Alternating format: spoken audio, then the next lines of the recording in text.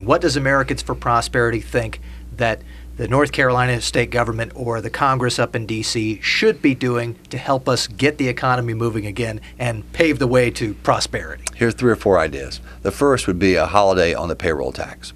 It's over 12%. Employees and employers pay it.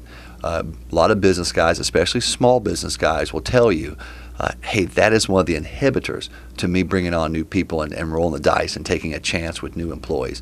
Let's put a holiday on that thing. It'll help employees, give them more money in their pockets. It'll help employers have the ability to go out and create more jobs. That's the first thing that we would strongly recommend.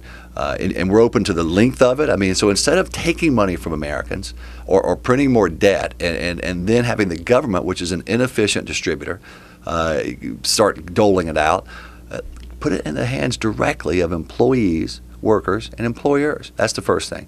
Second thing we would say to state government, local government, and federal government is this: government does not create prosperity.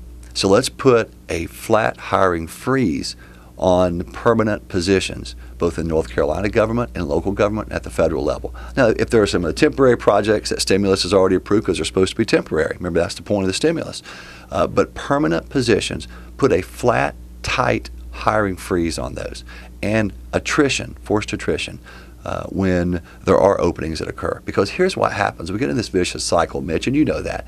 We have a few good economic years. What do?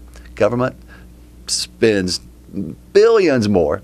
Instead of sinking it in one-time capital projects, which would still be, I mean, they ought to be giving that money back in tax cuts. But still, at least you can say, well, these are one-time capital projects. What do? They build institutional government that year after year as a baseline goes up, right? That's what always happens. And then when they get to the tough times, they go, oh, this is horrible. We've cut to the bone. We've da-da-da-da. Yet spending's gone up 40, 50, 60% over the last decade in North Carolina. And next door in Virginia, it doubled in 11 years. I bet you it's close to that in North Carolina as well. So those are 2 ideas. I think we ought to look at cutting corporate tax rates. That's a job creator. And then lastly, we ought to give more tax incentives for people that bring on new workers. Reward them for doing that. Don't do make-work government jobs that are there for 4 or 5 months and then aren't well run. Let the private sector, people who create real opportunity and real economic drive and energy, give them incentives for bringing on new people. Those are just a few of the ideas we've got, but that's something I love talking about, because you're right. We as a free market movement can't just be Dr. No.